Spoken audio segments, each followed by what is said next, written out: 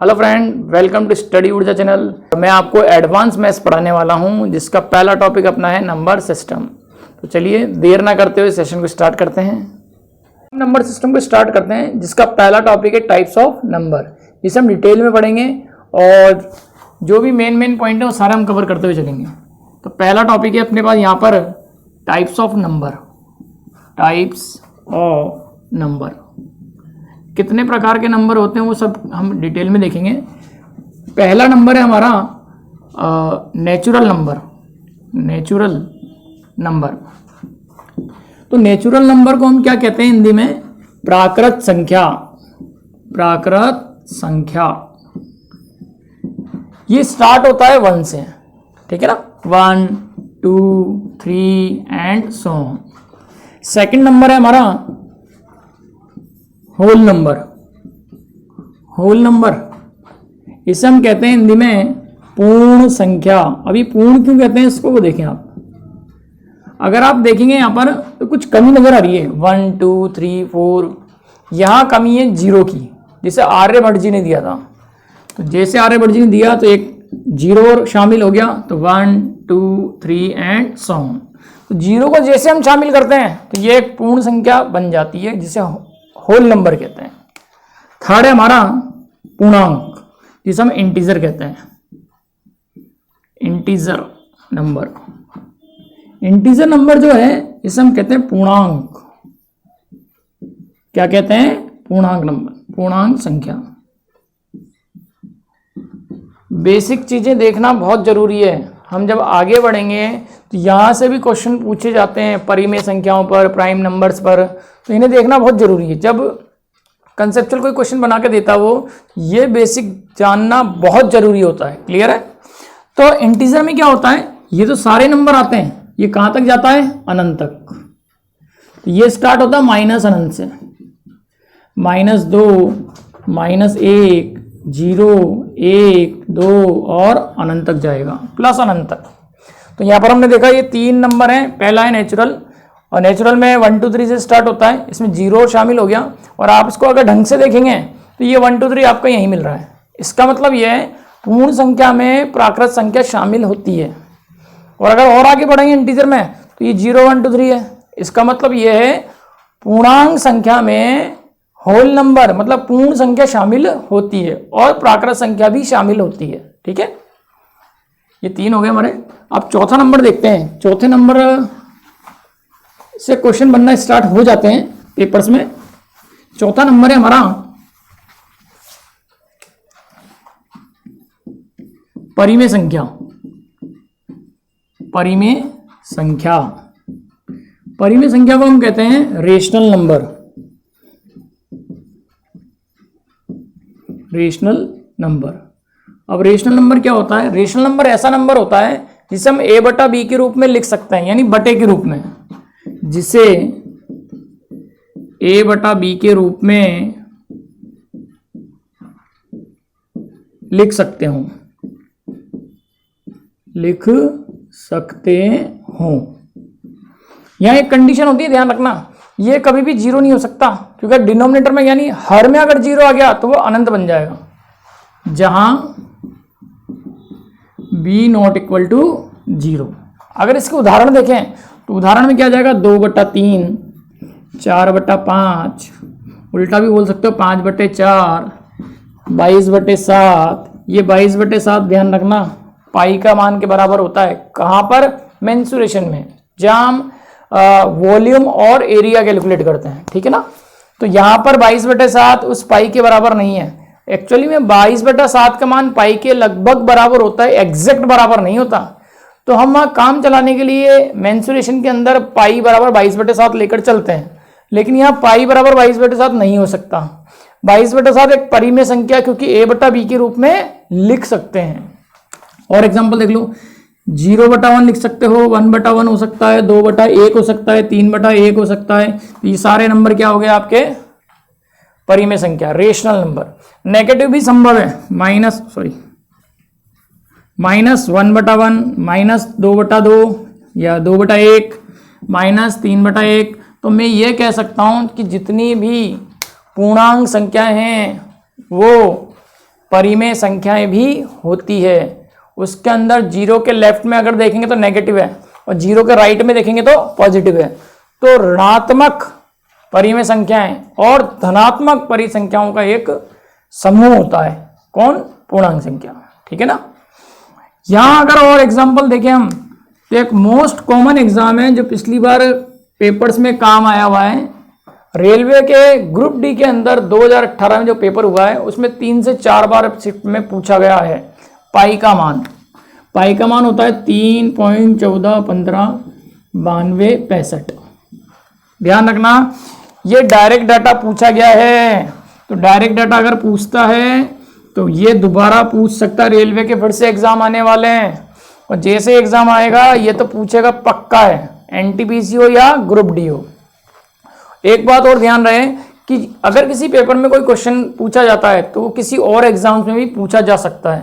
तो ये पाई का मान तो याद होना ही चाहिए आपको। इसके अलावा एक मान और है ई, एक्सपोनेंशियल होता है। ई का मान होता है 2.71828183। ये दोनों मान कंटस्ट याद रख लेना आप, क्योंकि ये जो वैल्यूज है पाई का मान तो पूछा जा चुका है और ई का मान अभी तक नहीं पूछा है, तो हो सकता है पूछ ले। तो डाटा याद रखने में कोई बुराई नहीं है। 3.14159265। अगर कोई 22/7 का मान निकालेगा तो वो इसके बराबर नहीं आएगा, ये ध्यान रखना। ऑप्शन में 22/7 का मान आएगा ही नहीं, आपको पाई का मान याद रखना ही पड़ेगा। और पेपर में भी जब आया था तो यहाँ 6 तक वैल्यू सेम थी चारों ऑप्शन में, ये 5 का मान ही चेंज कर रखा था उसने। तो यहां तक तो याद करना ही करना है आपको। क्लियर है। इसके अलावा और कौन से नंबर को आप रेशनल कह सकते हैं, देखते हैं। इसको मैं रफ कर देता हूं। रेशनल के एग्जांपल देख रहे हैं हम।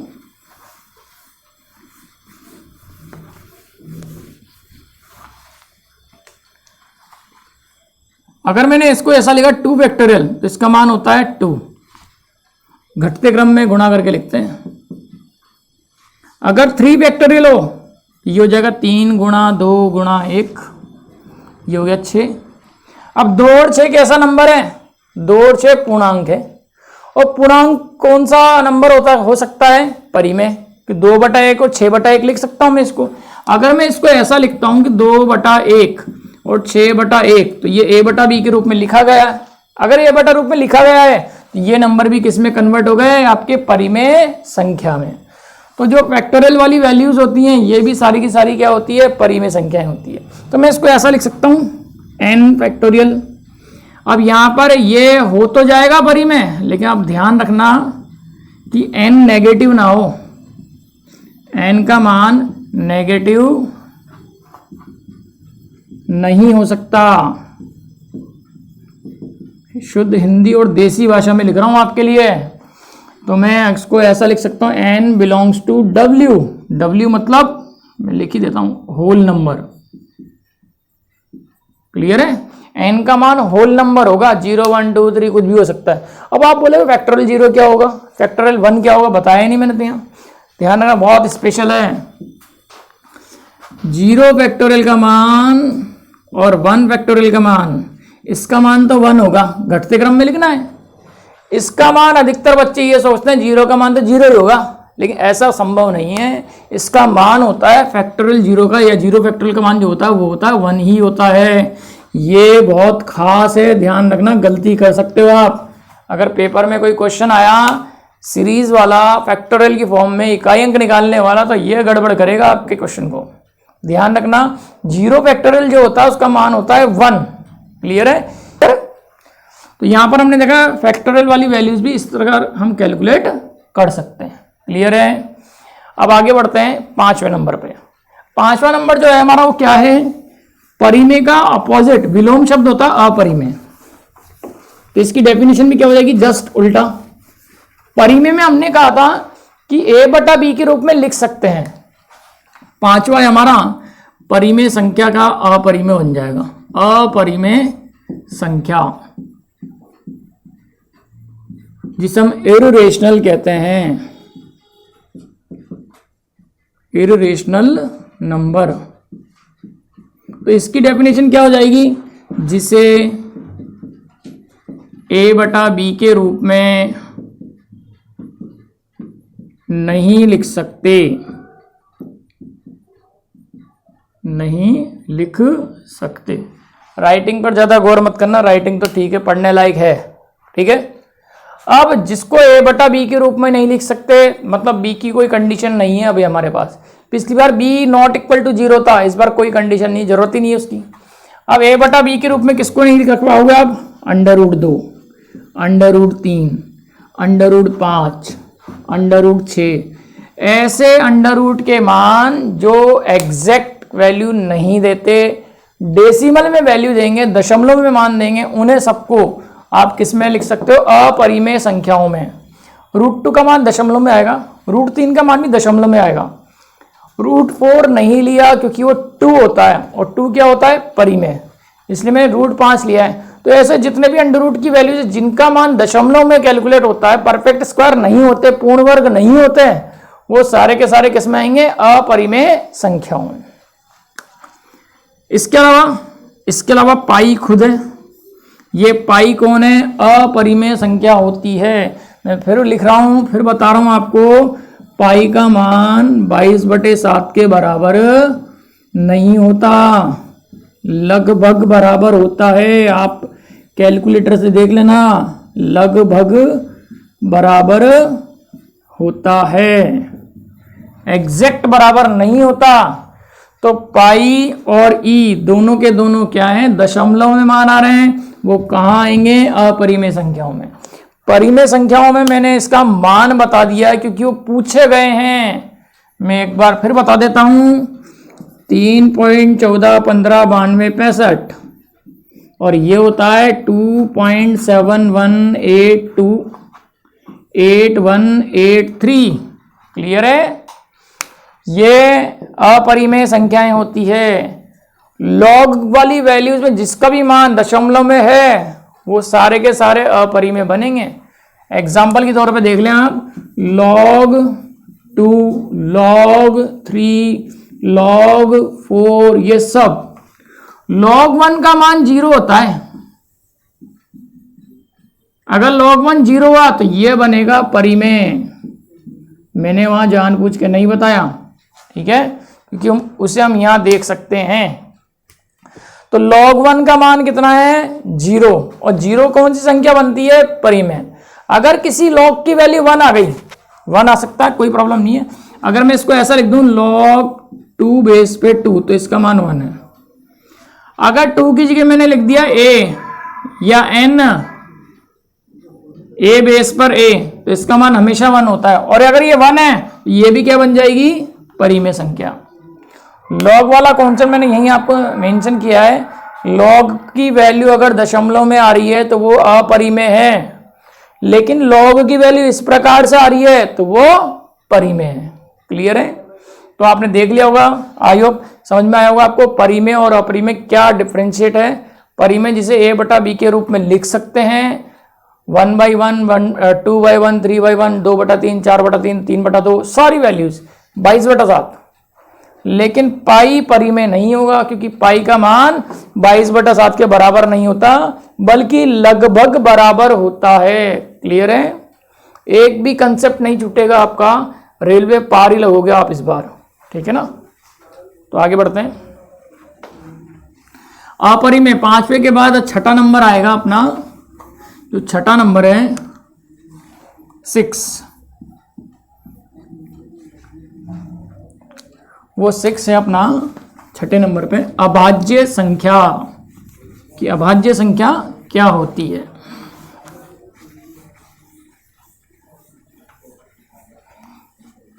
अभाज्य संख्या, अभाज्य संख्या को हम कहते हैं प्राइम नंबर।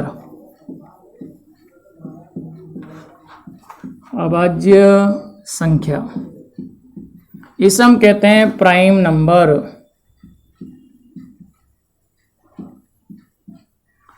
अब प्राइम नंबर कहते हैं तो होता क्या है? ये होती तो संख्या ही है। तो कैसी संख्या होती है? ऐसी संख्या जिसमें खुद का और 1 का पूरा पूरा भाग जाता है।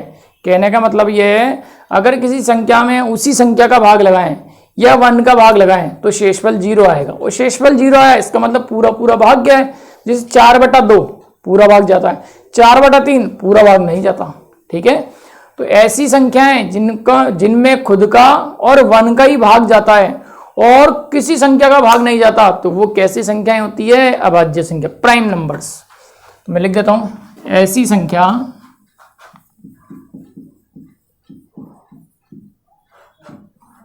जिसमें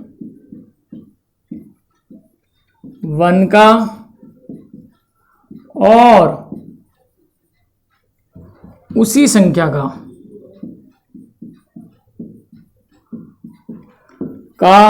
भाग जाता है, प्राइम नंबर कहलाती है। तो कौन कौन से नंबर हैं देखते हैं। 1, क्या 1 परिमेय नंबर है? 1 में 1 का भाग जा रहा है और खुद का ही भाग जा रहा है, जबकि हमने यहाँ कहा कितने नंबर की बात करी है? 1 और उसी संख्या की। यानी ऐसा मैं ये भी कह सकता हूं, ऐसी संख्या जिसमें 2 प्रकार की ही संख्याओं का भाग जाता है। पहली कौन सी है? 1। दूसरी कौन सी? वो संख्या खुद। क्लियर? तो यहां पर तो ओनली 1 आया, 2 संख्याएं तो आई नहीं, सिर्फ एक ही संख्या है, तो ये 1 नहीं हो सकता। 2 में किसका भाग जा रहा है? 1 का और 2 का, और किसी संख्या का भाग 2 में नहीं जाता, तो इसका मतलब 2 नंबर आ गए ना यहाँ पर। तो ये कैसी संख्या है? प्राइम नंबर है, अभाज्य संख्या है। बहुत अच्छे से समझाऊंगा मैं अभाज्य संख्या को, कि इसके ऊपर क्वेश्चन आते ही रहते हैं। 3 में 1 का और 3 का भाग जाता है और कोई नंबर का भाग नहीं जाता, तो ये भी क्या हो गई? Prime number. 4 में 1 का तो जाना ही है, 4 का खुद का जाएगा, साथ में किसका जा रहा है? 2 का। कितनी संख्या हो गई नीचे? 3 प्रकार की संख्याओं का भाग जा रहा है 4 में, तो इसे हम प्राइम नंबर नहीं ले सकते, ये नहीं होगा। तो समझ गए होंगे कौन प्राइम है और कौन प्राइम नहीं है। तो मैं मेंशन करता हूं कुछ नंबर्स, 1 से स्टार्ट कर रहा हूं। 2, 3, 5, 7, ये सारे के सारे परिमेय हैं। 5 में भी 5 का और 1 का भाग जाता है और किसी संख्या का भाग नहीं जाता। 7, 11, 13, 17, 19 और ये चलता रहता है। क्लियर है? अब ये संख्याएं यानी गिनती बंद नहीं होती, अनंत तक चलती जाती है। तो ये भी तो क्या है? गिनती तो चल रही है, बीच बीच में नंबर छूट रहे हैं, तो ये भी कभी रुकेगा नहीं, यानी ये भी क्या लगातार चलता रहेगा। क्लियर है? तो आप समझ रहे होंगे यहाँ पर कि प्राइम नंबर क्या होता है, अभाज्य संख्याएं क्या होती है। तो यहाँ पर मैंने मेंशन कर दिया कि अभाज्य संख्या वो होती है जिसमें उस संख्या खुद का भाग जाता है और 1 का भाग जाता है। क्लियर है? अब अभाज्य संख्या के अलावा अभाज्य संख्या से क्वेश्चन का फॉर्मेट क्या और बन सकता है? अभाज्य युग्म, किसी 2 अभाज्य संख्याओं का जोड़ा, उसे अभाज्य युग्म कहते हैं। लेकिन एक कंडीशन होती है इसमें, उन दोनों अभाज्य संख्याओं में कम से कम अंतर होना बहुत जरूरी है। और सबसे कम अंतर क्या बनेगा उससे देखें आप। इसको नहीं ले सकते आप अभाज्य युग्म में। अभाज्य युग्म में जो पहली लिमिटेशन है 2 नहीं आएगा। दूसरी लिमिटेशन क्या है? दोनों अभाज्य संख्याओं का अंतर न्यूनतम होना जरूरी है। तो आप देखो सबसे कम अंतर कितना आ रहा है यहाँ? 3 और 5 में 2, इससे कम अंतर आ भी नहीं सकता, क्योंकि 1 अंतर आने के लिए एक सम होना जरूरी है और एक विषम होना जरूरी है। सम और विषम यही वाला पेयर बनेगा और कोई जोड़ा नहीं बनेगा, ये ध्यान रखना। तो यहाँ अंतर कितना आ रहा है? 2। यहाँ अंतर कितना आ रहा है? 2। यहाँ 4 का है, यहाँ 11, 13 2 का आ गया, 13, 17 4 का आ गया, 4, 17, 19 2 का आ गया। तो ऐसा नहीं है कि 2 और 4 का अंतर चलेगा, आगे बढ़ोगे तो अंतर बड़े बड़े भी आएंगे। फॉर एग्जाम्पल 89 अभाज्य संख्या है, ये किसी से भी विभाजित नहीं होती। 89 के बाद आता 97, इसमें देखो अंतर कितने का है? 8 का। यानी अंतर जरूरी नहीं है सेम आएगा या किसी क्रम विशेष में आएगा, अंतर से मतलब नहीं है, यहाँ संख्याओं से मतलब है। तो अभाज्य संख्या युग्म की 2 ही कंडीशन है, एक तो 2 नहीं आ सकता उसमें, और दूसरा दोनों अभाज्य संख्याओं का अंतर न्यूनतम होना जरूरी है, और न्यूनतम तो हो सकता है सिर्फ 2 और नहीं हो सकता। क्लियर है। अब इसके ऊपर पेपर में कैसे क्वेश्चन को निचोड़ के निकालेगा उसको देखते हैं। सबसे पहली बात, यहां जो 1 आया है अभाज्य तो है ही नहीं है, अभाज्य नहीं है तो ये भाज्य भी नहीं है। 1 के लिए कंडीशन होती है, 1 क्या है, ना तो अभाज्य संख्या होती है और ना ही भाज्य संख्या होती है। तो इसको हम पढ़ेंगे, जब भाज्य संख्या पढ़ लेंगे तब बताऊंगा 1 के बारे में। क्लियर है। तो पहले अभाज्य संख्याओं से जो क्वेश्चन निकलकर बाहर आते हैं, निचोड़ कर जो क्वेश्चन बनाता है इस टॉपिक पे से, उनको डिस्कस कर लेते हैं हम। ठीक है।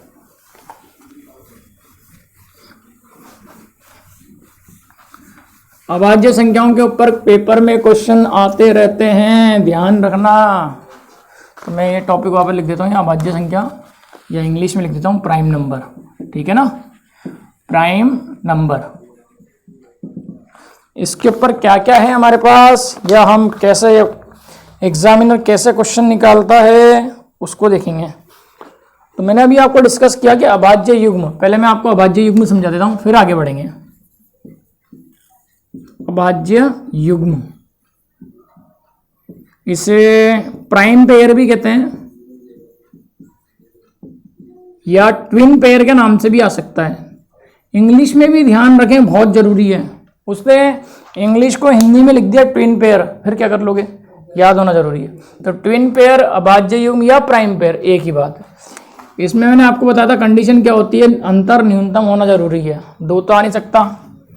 पहला बनेगा 3,5, फिर बनेगा 5,7, फिर बनेगा 7 के बाद क्या आता है 11,13, फिर बनेगा 17,19। देखो अंतर 2 आ रहा सब में, और अंतर न्यूनतम ही होना जरूरी है, तो 2 से न्यूनतम तो आएगा नहीं। और अगर आगे बढ़े तो 19 के बाद 29 है, 29 के बाद 31 आता है। ठीक है ना। इसके बाद 41 और 43, 41, 43, 39 तो हो नहीं सकता। ठीक है ना। तो इस प्रकार के जोड़े जितने भी हैं ये सब ट्विन पेयर में काउंट होते हैं। क्लियर है। तो इसमें और भी मैं आपको बता देता हूं, लिखवा देता हूं। 59, 61 और 71, 73, ये मैंने 1 से 100 तक के लिख दिए।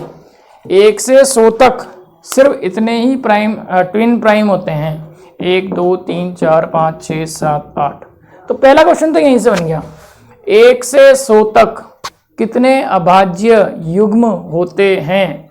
क्वेश्चन को ढंग से पढ़ लेना, खतरनाक क्वेश्चन है। क्वेश्चन 2 आते हैं यहाँ से। एक तो ये जो मैंने आपको बोला 1 से 100 तक कितने अभाज्य युग्म होते हैं, और एक होता है 1 से 100 तक कितनी अभाज्य संख्याएं होती है। दोनों का आंसर अलग है। एक का आंसर 8 है और एक का आंसर क्या है यहां पर 25। देखेंगे अभी हम आगे। तो देखते हैं अब। तो पहला क्वेश्चन यहां से बना, मैं ये ऊपर से रफ कर देता हूं ताकि मैं क्वेश्चन लिख सकूं, आपको और अच्छी तरह से मेंशन कर सकूं।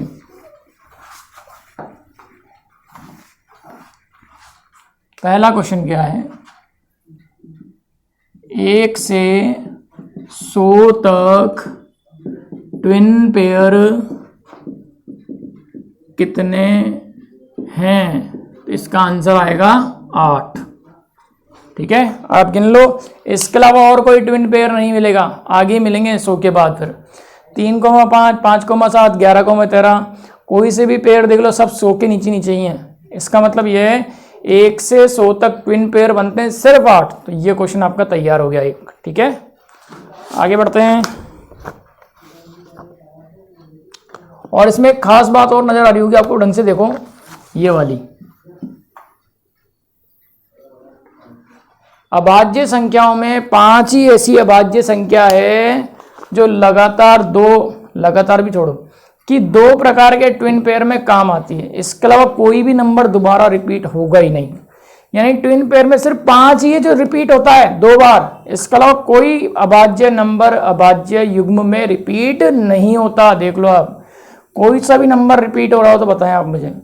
और आगे तक भी आप गूगल बाबा पे लिखना, ट्विन पेयर बहुत सारे दे देगा वो, कहीं भी चेक करना, कहीं भी आपको अगर मिल जाए तो। ये सिर्फ 5 ही मिलेगा, 5 ही ऐसी अभाज्य संख्या मिलती है जो ट्विन पेयर में काम आती 2 बार, और कोई नंबर ट्विन पेयर में 2 बार काम नहीं आता। तो मैं मेंशन करता हुआ चल रहा हूँ आप यहाँ के लिए। तो मैं स्टार बना के लिख देता हूँ, इस क्वेश्चन 1 को भी उठा देते हैं। तो पहला तो हमारा क्या बन गया, 1 से 100 तक ट्विन पेयर कितने होते हैं, 8। अगला है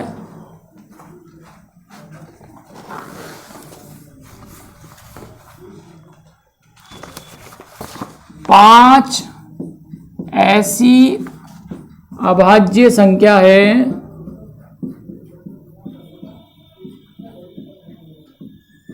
जो ट्विन पेयर में 2 बार लिखी जाती है या 2 बार काम आती है। ठीक है ना, क्लियर है। तीसरा और अगला पॉइंट अपना इसमें कि किसी भी प्राइम पेयर को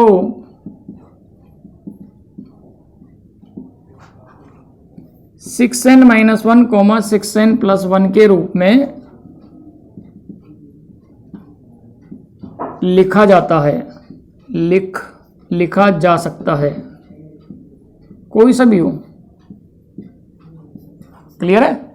जो भी प्राइम पेयर मैंने आपको 1 से 100 तक के बताए हैं, जो 8 प्राइम पेयर हैं, उनमें कोई सा भी नंबर आप देख लो 6n-1 6n+1 से कैलकुलेट कर सकते हैं।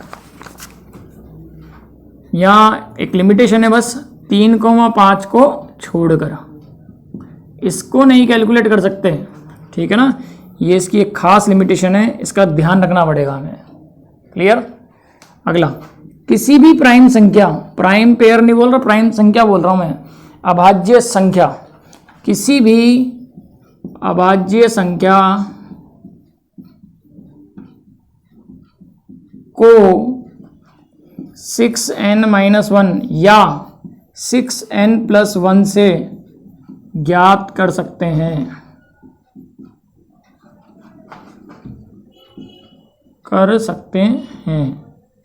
आप चाहे तो चेक कर लें इसको, क्या बोल रहा है, एक बोल रहा है 6n-1 और दूसरा है 6n+1।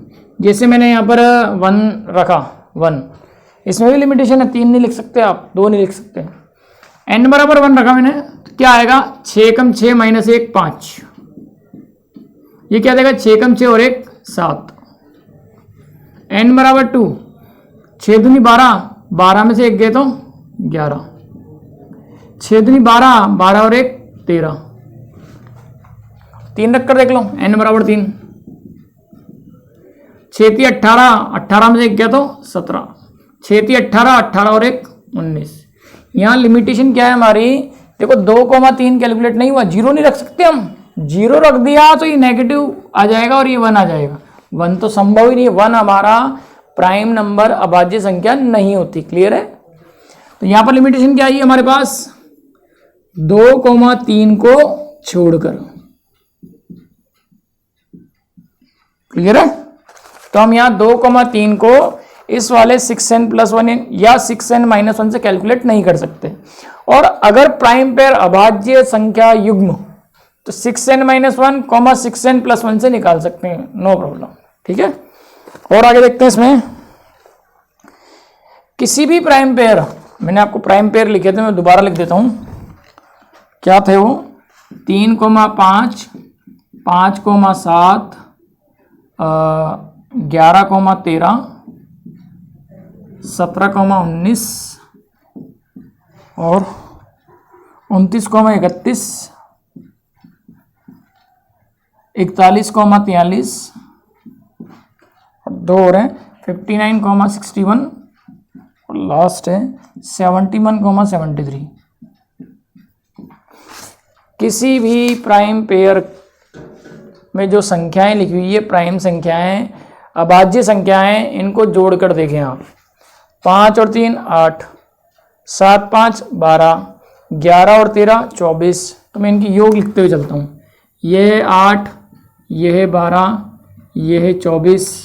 इसका कितना हो जाएगा 17 और 17 34, 34 2 36, 36। इसका कितना हो जाएगा 29 और 1 30, 30 और 30 60। इसका कितना हो जाएगा 40 और 40 80 और 4 84।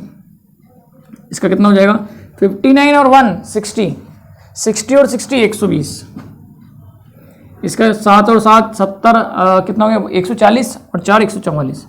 अब आप देखो जितने भी आप योग करोगे, जितने भी एडिशन मैंने किए हैं ये सब 12 से डिविजिबल हैं, सिवाय 3,5 को छोड़कर। ध्यान रखना किसी भी प्राइम पेयर में कोई सी भी संख्या हो, उनको अगर जोड़ते हैं तो वो हमेशा और हमेशा 12 से विभाजित होगा, सिर्फ 3,5 को छोड़कर। तो अगला हमारा जो यहाँ पर महत्वपूर्ण बिंदु है वो क्या रहेगा, ये पेपर में पूछ लिए जाते हैं, इसलिए मैं आपको थोड़ा सा डिटेल में बता रहा हूँ।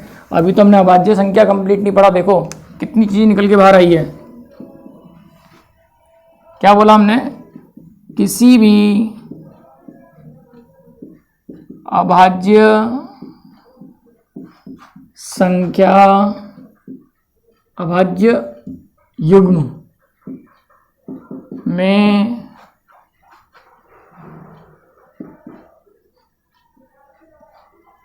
संख्याओं का योग 12 से विभाजित होगा। अब इसमें लिमिटेशन क्या है हमारी, देखो यहां 12 से विभाजन नहीं हो रहा, बाकी सब में हो रहा, भाग लग रहा पूरा पूरा, तो हम बोल देंगे यहां 3,5 को छोड़कर। क्लियर है। तो हमने यहां पर देखा कि यहां पर इन सभी का योग करके देखा, सभी में 12 का भाग जा रहा है, सिवाय एक को छोड़कर। वो कौन सा है, 3,5 को छोड़कर। चलिए आगे बढ़ते हैं अब हम। ये हमारे 7 पॉइंट हो गए। अब इसमें अगला और लास्ट देख लें, अभाज्य संख्याओं में पेपर में पूछे जाते हैं क्वेश्चन कि 1 से 10 तक अभाज्य संख्याएं कितनी हैं, 1 से 100 तक कितनी हैं। तो उसके लिए कुछ शॉर्टकट मेथड देखते हैं जिससे हम अभाज्य संख्याओं पर आने वाले क्वेश्चन को क्लियर कर सकें। तो एक में नंबर लिख रहा हूँ, 44 22 32 23 21। अब आप देखें कैसे चल रहा है नंबर। ये तो है 1 से 10 तक के लिए। 1 से 10 तक की संख्या में 4 अभाज्य संख्या होती है, 2 3 5 7। ये कौन सा है, अगला वाला 10 सेट है, 11 से 20। इसमें भी कितना है, 4 है, 11 से 20। ये हो जाएगा 21 से 30। ये हो जाएगा 31 से 40। ये हो जाएगा 41 से 50। ये हो जाएगा 51 से 60। ये हो जाएगा 61 से 70। ये हो जाएगा 71 से 80।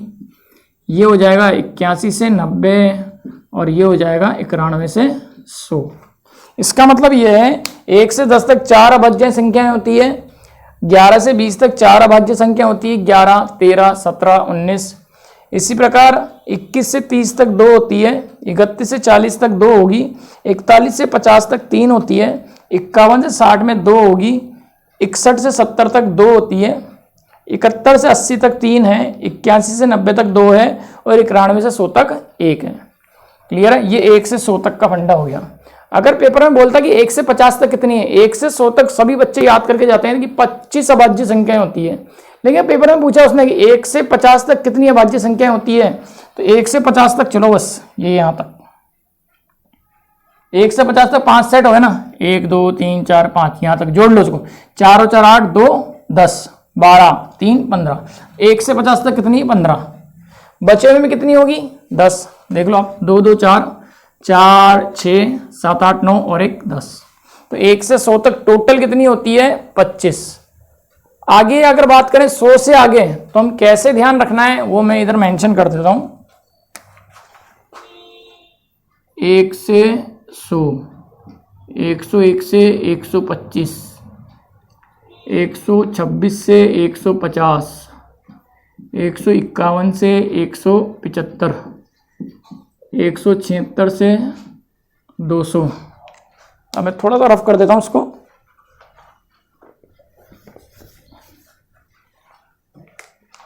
201 से 300, 301 से 400, 401 से 500 और 501 से 1000।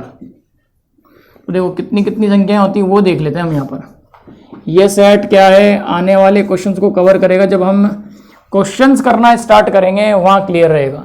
1 से 100 तक होती है 25, 101 से 125। इनको कैसे कैलकुलेट करते हैं उसका पैटर्न देख लें।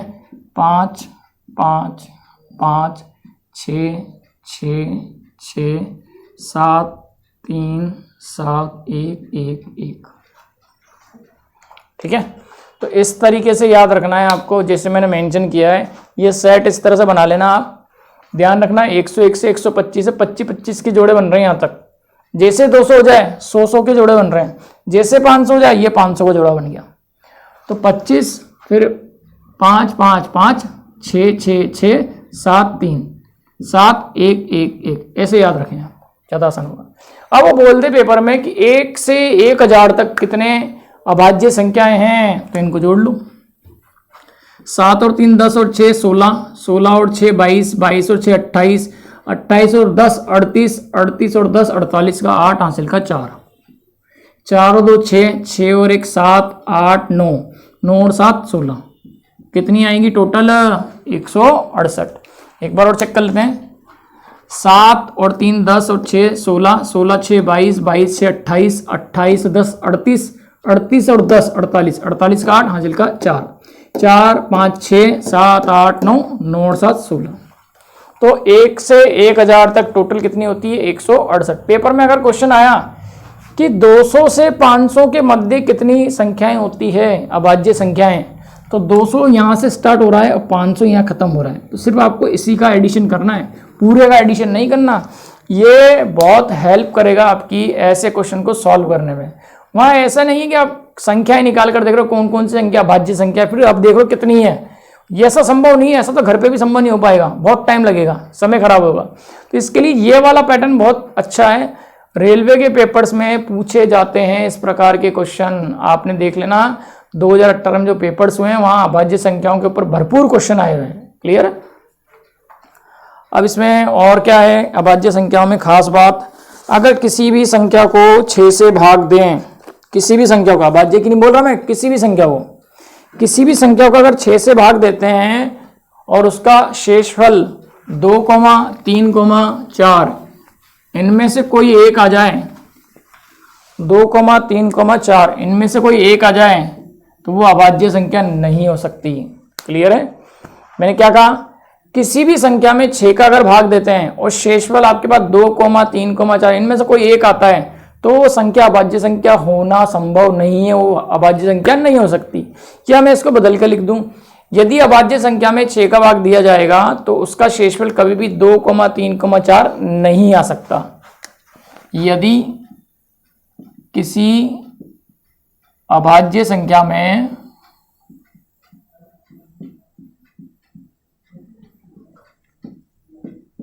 छः का भाग दिया जाए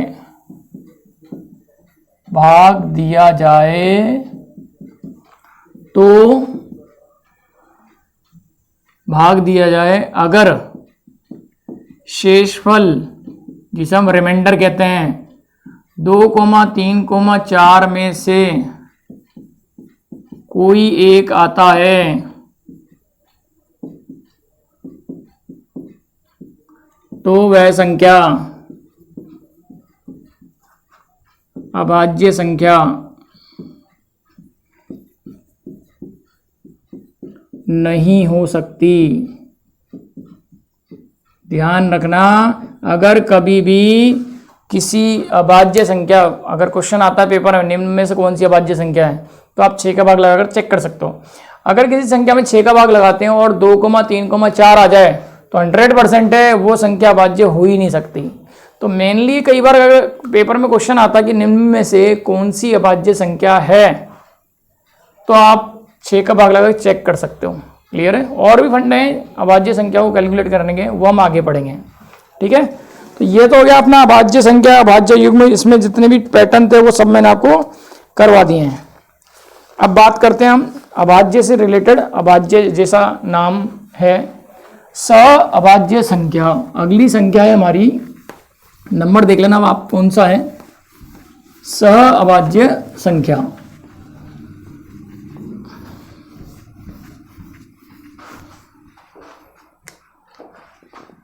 सअभाज्य संख्या। अब इसका जो भी नंबर है, शायद 7 है, इसे को प्राइम कहते हैं। इसका पता लगाने का एक ही तरीका है, ऐसी संख्या देखो जिसका HCF 1 हो। ये तो आपकी मैथ्स के हिसाब से हो गई। इसको देसी भाषा में देखें, ऐसा जोड़ा देखो जिनमें दोनों संख्याओं का भाग एक दूसरे में नहीं जाता। जैसे पहले मैं डेफिनेशन लिख देता हूं, ऐसा युग्म या ऐसी दो संख्या जिनका HCF 1 हो, या ऐसा भी कह सकते हैं जिनमें आपस में भाग नहीं जाता, वो प्राइम को प्राइम नंबर सअभाज्य संख्या होती है। एग्जाम्पल के तौर पे 2,3, 5,9 संख्या बोली है, अभाज्य संख्या नहीं बोली। ध्यान रखना, कोई सी भी संख्या आ सकती है यहाँ पर, बस एक दूसरे में भाग नहीं जाना चाहिए। 27 लिख दी और मैंने 100 लिख दिया, भाग जाएगा ही नहीं। भाग पूरा पूरा नहीं जाना चाहिए। ऐसे तो भाग दे लोगे तो मिश्रित भिन्न के रूप में आंसर आ जाएगा, कोई प्रॉब्लम नहीं है। अब और देखें, जैसे 24 सम संख्या है और मैंने यहाँ ले लिया 99, ये विषम संख्या है। तो यहाँ पर 24 में 99 का भाग नहीं जाता, 99 में 24 का भाग नहीं जाता, तो ये सारे के सारे जोड़े क्या बनाएंगे, सअभाज्य संख्या को बनाएंगे। या इसकी जो परिभाषा है वो यही है कि ऐसी दो संख्याएं जिनका HCF 1 हो। जब एक दूसरे में भाग नहीं जाता तो उनका HCF हमेशा और हमेशा क्या आता है, 1 ही आता है। अगला नंबर है हमारा 8वां नंबर लिख देते हैं हम इसको, भाज्य संख्या। अब देखो भाज्य संख्या, आगे तो मैं एक के बारे में बताऊंगा कि एक क्या है भाज्य संख्या। इसे हम कहते हैं कंपोजिट नंबर, कंपोजिट नंबर। इसकी परिभाषा सीधी सी है, जो संख्या अभाज्य नहीं है, जो अभाज्य नहीं है वो भाज्य होगी। एग्जाम्पल के तौर पे 4, 6, 8, 10, 9, 12, 21, ये सारी की सारी संख्याएं क्या होंगी, कंपोजिट नंबर। भाज्य संख्या वो होती जो अभाज्य नहीं है। जितनी भी अभाज्य संख्या हैं उनको हटा दो, बाकी को लिख लो, वो संख्याएं क्या हो जाएगी आपकी, भाज्य संख्याएं। ये तो वो संख्याएं जो नॉर्मली सब जानते हैं। तो आओ कुछ नए नंबर्स देखते हैं, जो नाम भी नए मिलेंगे आपको थोड़े बहुत। जैसे पैलिंड्रोम नंबर, पैलिंड्रोम नंबर क्या होता है वो देखेंगे। ट्रिग्नोमेट्रिक नंबर क्या होता है वो देखेंगे। साइक्लिक नंबर क्या होता है वो देखेंगे। रामानुजन नंबर क्या होता है वो देखेंगे। ये 4-5 प्रकार के कुछ नए नंबर हैं जो पेपर में आने के चांस रहते हैं। देखते हैं, पहला नंबर अपना साइक्लिक, जिसे हम चक्रीय संख्या कहते हैं। ये नंबर हो जाएगा इसका 9, साइक्लिक नंबर। अब साइक्लिक नंबर क्या होता है, उसे हम क्या कहते हैं, चक्रीय संख्या, चक्रीय संख्या कहा जाता है। ऐसी संख्या जिसमें किसी दूसरी संख्या का गुणा करें तो अंक वही आते हैं जो उस मेन मूल संख्या में थे, उसे हम चक्रीय संख्या कहते हैं। ठीक है, तो देखें आप, जैसे मैंने एक संख्या लिखी 14, 28, 57, इसको मैंने गुणा किया 2 से। अगर ये चक्रीय संख्या है, साइक्लिक नंबर है, तो इसका 2 से गुणा करने पर जो नई संख्या बनेगी उनमें यही वाले अंक होंगे, कोई नया अंक नहीं आएगा। जैसे 9 नहीं है, यहाँ पर 9 नहीं आएगा, 6 नहीं है तो 6 भी नहीं आएगा, 0 नहीं है तो 0 भी नहीं आएगा। ठीक है, 2 से गुणा करो, 7 दूनी 14 का 4 हासिल का 1, 5 दूनी 10 और 1 11, 11 के 1 हासिल का 1, 8 दूनी 16 और 1 17, 17 का 7 हासिल का 1, 2 दूनी 4 और 1 5, 4 दूनी 8 और 2 एकम 2। अब आप चेक करो इसमें 2 ये रहा, 8 ये है, 5 ये रहा, 7 ये रहा, 1 ये है, 4 ये है। तो जो नई संख्या बनी उसमें वही अंक काम आ रहे हैं जो यहां पर अंक थे, कोई नया अंक नहीं आया, नई डिजिट नहीं आई। इसका मतलब यह है ये कैसी संख्या होगी, चक्रीय संख्या, साइक्लिक नंबर होगा। अब इसको मैं गुणा कर कर देखता हूं 4 से, ये सब जगह ट्रू नहीं है, लेकिन 9 से ट्रू नहीं है। 9 का मल्टीप्लाई करो चेंज हो जाएगा। ठीक है, 0 से 10 से मल्टीप्लाई करो 0 आ जाएगा, तो ये संभव नहीं हो पाएगा। लेकिन अगर किसी संख्या से गुणा करने पर वो वैसी की वैसी नंबर आते हैं, वैसे वैसे अंक आते हैं, तो वो साइक्लिक नंबर कहलाती है। 7 चौक 28, 8 हासिल का 2, 5 चौक 20 और 2 22 हासिल का 2, 8 चौक 32 2 34 हासिल का 3, 4 3 12, 12 और 3 15, 15 का 5 हासिल का 1, 4 चौक 16 और 1 17, 17 का 7 हासिल का 1, 4 एकम 4 और 1 5। अब देखो यहाँ फिर से वही अंक काम आ रहे हैं, 5 7 5। कोई अंक अगर रिपीट भी हो जाता है, 5 रिपीट हो गया कोई फर्क नहीं पड़ता, नया डिजिट नहीं आया, इसका मतलब ये नंबर कैसा है, साइक्लिक नंबर है। 5 हमारे पास है, 7 है, 4 है, 2 है, 8 है। क्लियर है, ये मैं हासिल हटा देता हूँ इसे। तो यहाँ पर क्या है कि हमने जब देखा इसको, ये वही अंक काम आ रहे हैं जो इस मूल संख्या में थे, तो ये साइक्लिक नंबर कहलाएगा। क्लियर है।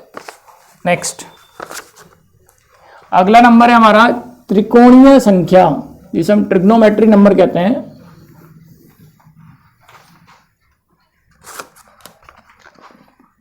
दस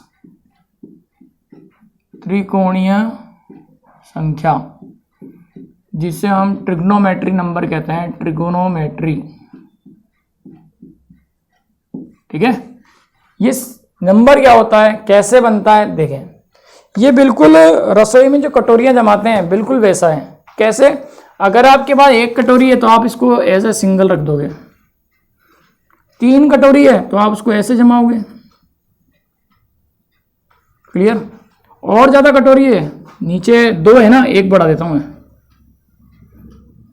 और 1 कम हो जाएगी। ये देखो 6 कटोरी जम गई ना। अगर 3 की जगह नीचे 4 कटोरी जमा देता हूं मैं,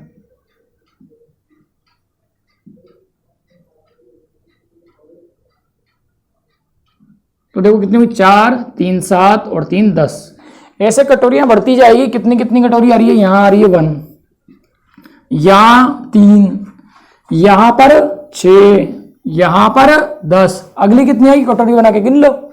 या फिर हम इसको ऐसे भी कर सकते हैं, या मैंने +2 कर दिया, 1 और 2 3, +2 के बाद +3 कर दो, 3 और 3 6, 3 के बाद 4 कर दो। देखो गिनती चल रही है, 2 3 4 इधर 5, तो अगला नंबर आ जाएगा 15।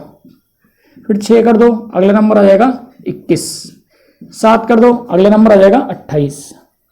क्लियर है। और इसी प्रकार से ये श्रेणी चलती रहती है।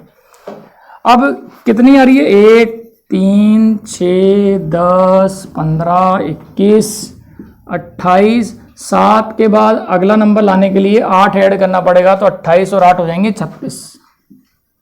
ठीक है ना। अब इनमें से कोई पद निकालना हो, जैसे ये तो चलता रहेगा, श्रेणी बन गई नहीं, 1 2 3 4 5 6 7 8 9 10 चलती रहेगी। अगर कोई तीसरा पद निकालना है, कि तीसरा पद क्या होगा इस ट्रिग्नोमेट्रिक श्रेणी में, ट्रिग्नोमेट्रिक सीरीज में, त्रिकोणीय संख्या में, तो इसका फॉर्मूला होता है nवां पद निकालने का, Tn बराबर n+1/2। वैसे तो क्या है, ये प्राकृत संख्याओं का योग होता है, लेकिन यहाँ पर क्या है, ये त्रिकोणीय सीरीज बन रही है, उसमें nवां पद निकालने के लिए भी काम आता है। देखो पहला पद क्या है, 1। अगर n बराबर 1 रखा मैंने, यहाँ n बराबर 1 रखा, तो 1 1 + 1 2, 2 से 2 कट गया, क्या आ गया आपके पास 1 इंटू 2/2, ये कट जाएगा 1 दे देगा। 1 2 3 4, चौथा पद 10 है तो n बराबर 4 रख कर देखो 10 आना चाहिए। 4 4 + 1 5 बटे 2, 2 से 2 कट गया 4, तो कितना आ गया ये 10। तो इस प्रकार देखा हमने कि ट्रिग्नोमेट्री संख्या में अगर nवां पद निकालना है तो उससे के लिए हम ये वाला फॉर्मूला लगाते हैं जो प्राकृत संख्याओं का योग का भी फॉर्मूला है और त्रिकोणीय संख्याओं में nवां पद भी है। क्लियर है। अगला है, मैंने आपको नाम बताया था पैलिंड्रोम। पैलिंड्रोम संख्या क्या होती है, उसमें कोई श्रेणी नहीं होती, बस पैलिंड्रोम संख्या डालडा की तरह होती है। डालडा को आगे से पढ़ो या पीछे से पढ़ो वो डालडा ही होता, देसी घी नहीं होता। तो पैलिंड्रोम भी ऐसा होता है, पैलिंड्रोम संख्या भी ऐसी होती है, आगे से पढ़ें या पीछे से पढ़ें एक जैसी होती है। ये शायद 11 होगा, नंबर देख लेना आप। पैलिंड्रोम नंबर जैसे 2 7 9 1 9 7 2। अब ये ऐसा नंबर है, इससे आप कहीं से पढ़ लो, आगे से या पीछे से आपको सेम नजर आएगा। 2 7 9 1 9 7 2, 2 7 9 1 9 7 2। आगे से पढ़ने पर या पीछे से पढ़ने पर सेम अगर संख्या होती है, सेम उच्चारण होता है, तो वो कैसी संख्या होती है, पैलिंड्रोम, डालडा जैसी होती है। डालडा को आगे से पढ़ो या पीछे से पढ़ो डालडा ही होती है, वैसे ही ये नंबर है, आगे से पढ़ें या पीछे से पढ़ें, अगर सेम संख्या आ रही है तो वो कैसी संख्या होगी, पैलिंड्रोम। क्लियर है। अगला नंबर है हमारा लास्ट, रामानुजन। रामानुजन संख्या, ये रामानुजन संख्या क्या होती है, रामानुजन नंबर। कहीं कहीं ये नाम लिखा हुआ होता है हार्डी रामानुजन्स के नाम से, रामानुजन्स के नाम से। क्लियर है। क्या होता है ये, 1729 होता है। पहले तो मैं आपको ये बता देता हूं, ये होता है 1729 को हम रामानुजन नंबर कहते हैं। अब ये रामानुजन नंबर ही क्यों कहलाया, एक्चुअली जब हार्डी और रामानुजन आपस में बात कर रहे थे तो हार्डी जी ने कहा था कि मैं जिस टैक्सी में आया हूँ उस टैक्सी का नंबर 1729 है, और ये बहुत बोरिंग नंबर था। तो रामानुजन जी 2 5 10 सेकंड रुके, उन्होंने बोला कि इससे इंटरेस्टिंग नंबर तो हो ही नहीं सकता पूरे मैथ्स में। तो हार्डी जी ने कहा कि ऐसा क्यों, तो उन्होंने बोला कि 1729 ऐसा सबसे छोटी संख्या है जिसे दो संख्याओं के घनों के योग के रूप में 2 प्रकार से लिखा जा सकता है। क्या कहा उन्होंने कहा कि 1729 को 2 संख्याओं के घनों के योग के रूप में 2 प्रकार से लिख सकते हैं। इसको मैंने लिखा 1728 + 1, क्या बनाइए 12 का क्यूब प्लस 1 का क्यूब। इसी को मैं ऐसा भी लिख सकता हूं 1000 + 729, ये क्या बना 10 का क्यूब और 9 का क्यूब। जब उन्होंने ये स्टेटमेंट कहा तो उसके बाद खोज शुरू हो गई कि इससे छोटा कोई नंबर मिल सकता है क्या। तो पॉजिटिव में तो कोई नंबर नहीं मिला, देखो ये सारे नंबर मैंने पॉजिटिव काम में लिए हैं, क्योंकि नेगेटिव काम में लोगे तो नेगेटिव आ जाएगा यहाँ, ठीक है ना। तो उन्होंने पॉजिटिव इंटीजर को काम में लिया, किसने, रामानुजन जी ने। फिर उसके बाद खोज चालू हुई कि इससे छोटा नंबर कोई मिल जाए, तो उन्हें पॉजिटिव इंटीजर वाले से तो नहीं मिला, लेकिन नेगेटिव इंटीजर वाले से मिल गया। कौन, 91। ये मैं मेंशन कर देता हूं, फॉर पॉजिटिव इंटीजर। क्लियर है। और अगर नेगेटिव को कंसीडर करते हैं तो नेगेटिव इंटीजर में क्या होता है वो देख लेते हैं। तो नेगेटिव इंटीजर के हिसाब से मिल गया इनको 91, क्योंकि फेल करना चाहते थे वो रामानुजन जी को, फेल नहीं कर पाए। अब 91 में क्या है, यहाँ पर है 3 का क्यूब प्लस 4 का क्यूब। अगर इन दोनों को योग करते हैं 3 का क्यूब कितना होता है 27, 4 का क्यूब कितना होता है 64। आप जोड़कर देख लो 7 और 4 कितने होंगे 11 का 1 हासिल का 1, 6 और 2 3 और 1 4, ठीक है ना। सॉरी 6 और 2 8 और 1 9, 91 आ गया। अब यहाँ पर क्या है -5 का क्यूब प्लस 6 का क्यूब। और ये नंबर याद भी कैसे रहते हैं, देखो 3 4 5 6, 5 नेगेटिव रखना है। अगर -5 का क्यूब करेंगे तो ये माइनस का 125 देगा आपको, और 6 का क्यूब कितना होता है 216। आप चेक कर लो, 216 में से 125 को घटा दो, 6 में से 5 गया तो 1, 21 में से 12 गया तो 9, ये आपका 91 आ रहा है। इसका मतलब ये है कि 91 सबसे छोटा नंबर हुआ अगर नेगेटिव इंटीजर को भी कंसिडर करते हैं तो। और अगर नेगेटिव इंटीजर को कंसिडर नहीं करते, ओनली पॉजिटिव इंटीजर को लोगे आप, पॉजिटिव धनात्मक पूर्णांक को लोगे तो 1729 सबसे छोटा नंबर है। पेपर में आ जाए कि निम्न में से कौन सा रामानुजन नंबर है, तो 91 नहीं आता, 91 नहीं आएगा, 1729 ही आएगा। खास तौर पर ध्यान रखना, ये 1729 की भी कुछ विशेषताएं होती है।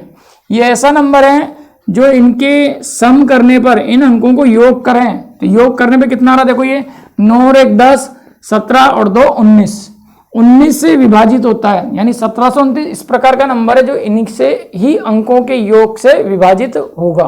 तो इसकी जो विशेषता है वो भी हम लिखते हुए चलेंगे ताकि टॉपिक कंप्लीट हो जाएगा अपना आज। और रामानुजन से संबंधित कोई सा भी क्वेश्चन अगर पेपर में आता है तो आप कर सकें। कंटेंट को बहुत ढूंढ ढूंढ के लाते हैं हम, हमें भी 2-2 3-3 घंटे बैठना पड़ता है तब कुछ नया मिलता है। 1729 को अगर इसी के अंकों से योग करा जाए तो ये आ रहा है 1729 अपॉन, ये इसको योग करो 19 आएगा, ये काटेगा इसको 91 बार। ठीक है, कितनी बार काट रहा है, 91 टाइम्स काट रहा है। इसी प्रकार एक नंबर और होता है 1458, 1458, इसमें 1 + 4 + 5 + 8 करें, 8 और 5 13, 13 और 1 14, 14 4 18। अगर हम इसको भाग लगाते हैं इसके योग से तो यह आएगा 81। तो आप देख रहे हो 1729 को मैं ऐसे भी लिख सकता हूँ 19 × 91, और 1458 को मैं लिख सकता हूँ 18 × 81। क्लियर है। इसी के अलावा एक खास बात और है इसमें, जो हमारा लास्ट पार्ट है इसका, 1729 को a² + b² + ab के रूप में 4 प्रकार से लिख सकते हैं, 4 प्रकार से लिख सकते हैं। इनके पर जो क्वेश्चन है वो हम नेक्स्ट टर्न पे करेंगे। क्लियर है। आज तो हमने सिर्फ ये देखा कि नंबर कितने प्रकार के होते हैं, इनकी विशेषताएं कितने प्रकार की होती है। क्लियर है। आई हो आपको कुछ नया तो मिला ही हुआ यहाँ पर। तो हम इसमें देखना नंबर कौन कौन से हो, 25, 23, 32, 15, 37, 8 और 40, 3। क्लियर है। तो ये वो नंबर हैं, इसमें अगर मैं इसको a और इसको b मानता हूं, आप a और b का मान यहां रखोगे तो एडिशन करने पर आपको क्या मिल जाएगा, 1729 मिल जाएगा। 32, 15 रखो तब भी 1729 मिलेगा। 40, 3 रखो तब भी 1729 ही मिलेगा। चाहो तो ट्राई करके देख लो, चेक करके देख सकते हैं आप। ठीक है। तो यहाँ पर 40 रखो, b को आप 3 रखो, एडिशन करना इन सबका, आपको 1729 मिलेगा। क्लियर है। ये सभी प्रकार के नंबर हमारे फिनिश हो चुके हैं। अब इसमें रामानुजन जी के नाम से, रामानुजन जी का जो नाम है उससे एक एक्सपेंशन होता है, प्रसार होता है, वो किसका होता है वो देख लेते हैं लास्ट, फिर अपन आगे बढ़ जाएंगे।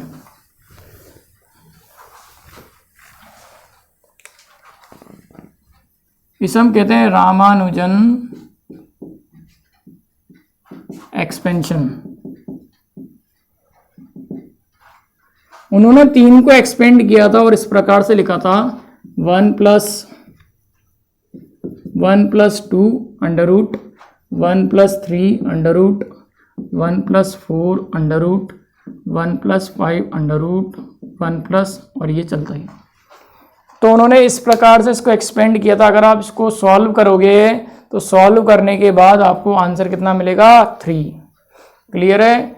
ये रामानुजन जी ने एक नंबर 3 है जिसको उन्होंने प्रसार के रूप में खोलकर लिखा था, इसी 3 को यूज किया था। 3 से ये आंसर लेके आए थे। वो पेपर में आता कि इसका आंसर क्या होगा, क्वेश्चन ऐसा आता है, हल करें और ये आपके पास ये नंबर मिल जाएगा। इस तरह से सीरीज मिल जाएगी। अब अपन तो सोचते हैं कि ये सीरीज का क्वेश्चन है, या कभी कभी हम सोचते हैं कि हमने जो वर्गमूल वगैरह चैप्टर में जो क्वेश्चन इस प्रकार के पड़े हैं 4 + 4 + 4, इसमें से कोई एक क्वेश्चन है, जबकि ये वो वाला क्वेश्चन नहीं है, ये रामानुजन वाला क्वेश्चन है। ये डायरेक्ट आंसर याद होना चाहिए 3। कैसे होगा इसे हम डिटेल्ड में पढ़ेंगे वर्गमूल घनमूल में, ठीक है, क्लियर है। तो अगर आपको ये सेशन पसंद आया होगा, आई होप बिल्कुल पसंद आया होगा, तो लाइक कीजिए, सब्सक्राइब कीजिए और शेयर करना ना भूलें ताकि आने वाले नोटिफिकेशन आपको मिलते रहें। Thank you.